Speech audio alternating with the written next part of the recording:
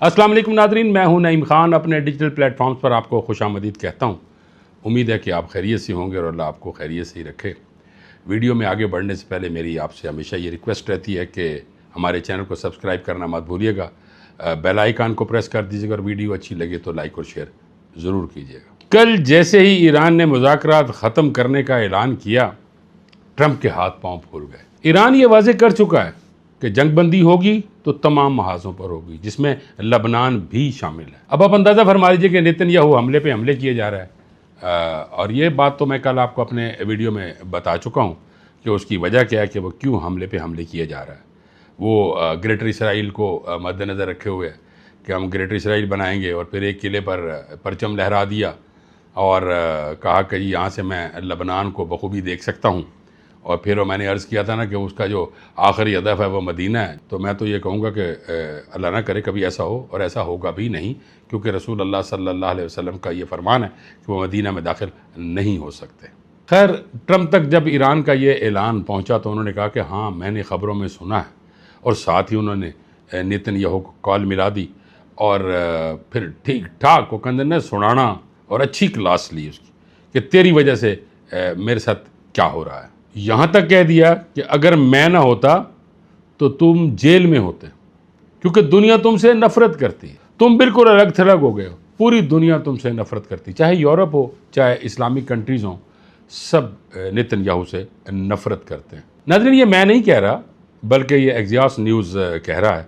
और Axios news ने तो यहाँ तक कहा कि ट्रंप ने नेतन्याहू को ये कहा कि तुम पागल हो, और ठीक ठाक किस्म के पागल हो, और नाशुक्र इंसान हो। तुम्हें यह पता होना चाहिए कि तुम्हारी वजह से मैं इन्वॉल्व हुआ, और मेरे साथ क्या हो रही है तुम अच्छी तरह जानते हो। ट्रंप का मजीद ये कहना था कि नेतन्याहू, मैं तुम्हें बचाता जा रहा हूँ, और तुम हो कि बचने की कोशिश तो करते हो, लेकिन लगता यूँ है कि तुम बचोगे नहीं। नाज़रीन, ये वही ईरान है ना जिसे ट्रंप ये कहते थे कि ये तरने वाला है, लेकिन जब ईरान ने मुज़ाकरात कहा कि अब नहीं होंगे तो सदर ट्रंप सर पकड़कर बैठ गए और कहा ऐ क्यों है। मैं कल ट्रंप का एक इंटरव्यू सुन रहा था जो वो अमेरिकी टीवी को दे रहे थे।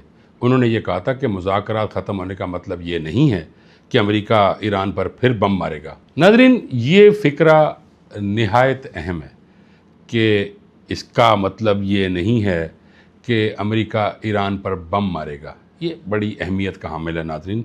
ये फ़िक्रा जो कल ये कहते थे कि हम ख़त्म कर देंगे, सफ़ाई हस्ती से मिटा देंगे, तरने वाला है, निकल जाएंगे, आज वो क्या कह रहे हैं कि अगर मुज़ाकरात ताअत्तुल का शिकार होते हैं तो इसका मतलब ये नहीं है कि अमेरिका ईरान पर बम मारेगा। यानी कि इस हद तक मजबूर हो चुके हैं ट्रंप कि ईरान आंखों में आंखें डालकर बात कर रहा है, और ट्रंप साहब आंखें चुरा रहे हैं। अब ईरान पर बम गिराने से क्यों घबरा रहे हैं? ये पूरी दुनिया जानती थी कि ये जंग इसराइल और ईरान की है। इसराइल को डर है, चूँकि इसराइल ग्रेटर इसराइल के चक्कर में है। अब उसे ग्रेटर इसराइल जो बनने में जो रुकावट नज़र आ रही है ना, वो दो ममालिक है, ईरान और पाकिस्तान। इसराइली शैतान ने वरगला कर ट्रंप को शामिल तो कर लिया, लेकिन अब ट्रंप को कंबल नहीं छोड़ रहा। और नेतन्याहू की ये कोशिश है कि मुज़ाकरात ना हो, बल्कि वो मुज़ाकरात को सबूताज करने की कोशिश कर रहा है। आपको याद होगा कि जनरल ज़ियाउल हक ने ये कहा था कि जिसका कब्ज़ा आबनाए हुर्मुज़ पर होगा वही हमेशा फाते रहेगा और वही खित्ते को कंट्रोल करेगा। वैसे ही शाह ईरान ने 50 साल कबल इसराइल की हकीकत और हैसियत बता दी थी, और उन्होंने अमेरिकी टीवी चैनल को इंटरव्यू देते हुए कहा कि इसराइल बहुत सारी चीज़ों को कंट्रोल कर रहा है। अमेरिका में इसराइली लॉबी अमेरिकी सदूर को कंट्रोल करती है। इसराइल के पास कई ज़राए और तरीके हैं जिससे वो लोगों पर दबाव डालता है, और मुझे लगता है कि इसका नतीजा इसराइल के लिए अच्छा साबित नहीं होगा। नाज़रीन, जब एंकर ने ये पूछा कि इसराइल क्या कंट्रोल करता है, तो शाह ईरान ने जवाब दिया कि अखबार, मीडिया, बैंक्स, फाइनेंस, और मैं इससे आगे जिक्र नहीं करूँगा। शाह ईरान का ये जुमला इंतहाई अहमियत का हामिल है कि मैं इससे आगे कुछ नहीं कहूँगा, क्योंकि शाह ईरान जानते थे कि इज़राइल अमेरिका को किस हद तक और किस नहज तक लाकर कंट्रोल करेगा। आपको याद होगा कि जंग से कबल एप्स्टाइन फाइल्स का बड़ा चर्चा हुआ और फिर इजराइल ने उसका पर्दा चाक कर दिया। बड़े बड़े सरमायाकार और बड़े बड़े जो लोग थे उनके जो काले करतूत थे वो सामने आए और उसमें सदर ट्रंप के काले करतूत भी उन्होंने ये लीक आउट किए। मुझे ये लगता है कि इजरायली लॉबी ने पहले बेस बनाई और फिर एप्स्टाइन जो फाइल्स हैं उनको लीक किया और फिर ब्लैकमेल करते हुए ट्रंप को ईरान की जंग में घसीटा और अमेरिका से कहा कि आप उस पर हमला कर दें। मकसद सिर्फ और सिर्फ एक था नाजरीन, और वो था ग्रेटर इसराइल। लेकिन जब तक पाकिस्तान और ईरान मौजूद हैं, इसराइल का ये मंसूबा कभी कामयाब नहीं हो सकता। अभी इसराइल पागल बैल की तरह हमले कर रहा है, लेकिन वो ये नहीं जानता कि इस जो ये हमले हो रहे हैं, ये पागल बैल जो सा है, इसको नुकेल डालनी पाकिस्तान को अच्छी तरह आती है और पाकिस्तान इजराइल के सर पर मौजूद है। नाजरीन, ये मैं इसलिए कह रहा हूँ कि पाकिस्तान इजराइल के सर पर मौजूद है क्योंकि पूरी दुनिया जानती है, आप भी जानते हैं, मैं भी जानता हूँ, सब जानते हैं कि पाकिस्तान ने सऊदी अरब का दिफाई कंट्रोल संभाल लिया है। और जोग्राफियाई लिहाज से अगर देखा जाए तो सऊदी अरब और इजराइल बिल्कुल करीब है। अब आपको समझ आ गई होगी कि पाकिस्तान इजराइल के सर पर मौजूद है। वैसे भी ये जो हमले हो रहे हैं ना, नेतन्याहू पे दर पे हमले किए जा रहा है और बेखौफ हुआ है। जिस दिन हमारे प्यारे फील्ड मार्शल ने एक फ़ोन कॉल कर दिया तो नेतन्याहू तो क्या, उसका बाप भी हमले रोक देगा। खैर, ईरान ने पाकिस्तान से भी दरख्वास्त की, एक टेलीफोन कॉल हुई है, टेलीफोन पे बात हुई है।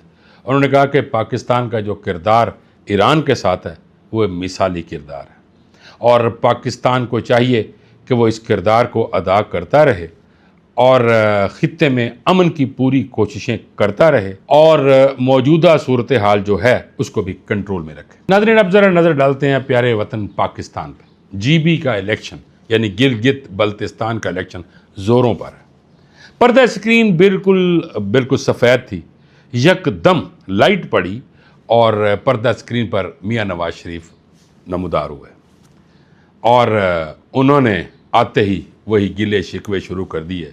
मुझे क्यों निकाला, मेरी क्या ख़ता थी, मेरी क्या गलती थी, मैं तो हमेशा गिलगित बल्तिस्तान वालों के साथ अच्छा ही करता रहा हूँ। और फिर उन्हें इस जोशो खरोश में इतने ज़्यादा वादे कर डाले गिलगित बल्तिस्तान के लोगों के साथ, या तो वादे पूरे होंगे या मियाँ साहब फिर सियासी पर्दे से अचानक गायब हो जाएंगे। अब नाज़रीन, सूरत हाल यूँ है कि पीपल्स पार्टी और मुस्लिम लीग नून धमा चौकड़ी मची हुई है।